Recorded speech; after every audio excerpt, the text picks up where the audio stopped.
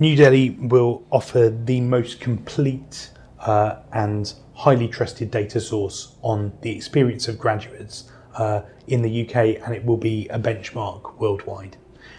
It's a complete census survey of all graduates in the UK at 15 months following graduation.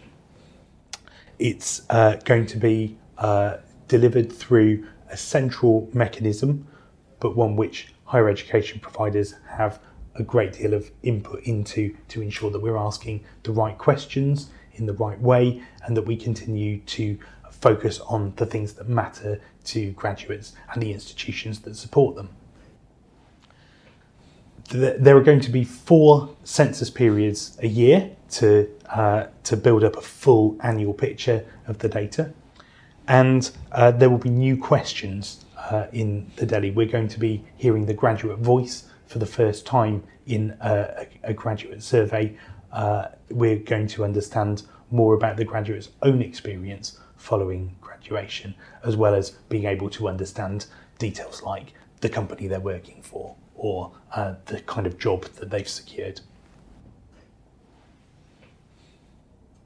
NewDLHE is going to enhance the way we understand the value of higher education.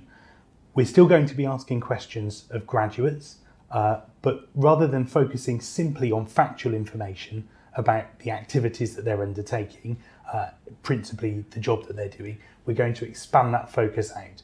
We're asking more questions about the activity, but benefiting from linked data sources elsewhere that enrich that information. So the actual survey is slightly shorter than before.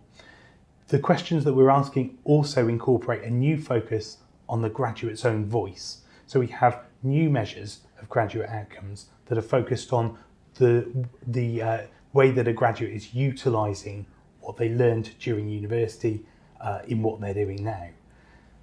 Thinking about the sense of meaningfulness or importance that what the graduate is doing has for them, and to ask the graduate about the extent to which what they're doing now is oriented towards their future plans.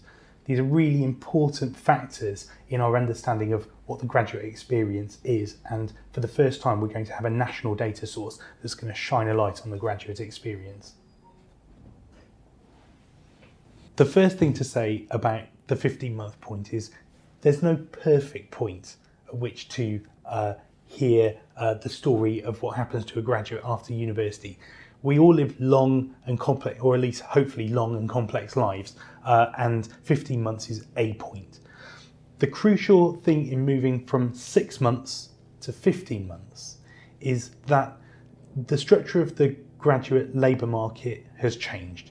Expectations around transitions from university into the labour market have changed over time. And so rather than a focus on the first destination following university, most policymakers and institutions, and indeed graduates, are interested in a temperature check at a more significant point when a graduate can be expected to have made a transition into the next thing from university.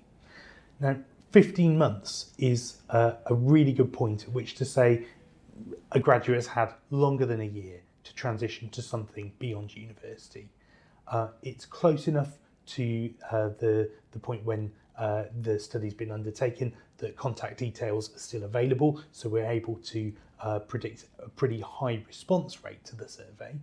So we'll have a very large data set, very useful and interesting data, but really focusing on that key point when a graduate has moved on into their next activity, rather than just taking the temperature a few months after graduation to say what happened immediately next. It's just of less interest to policymakers, institutions, students and other users of the data.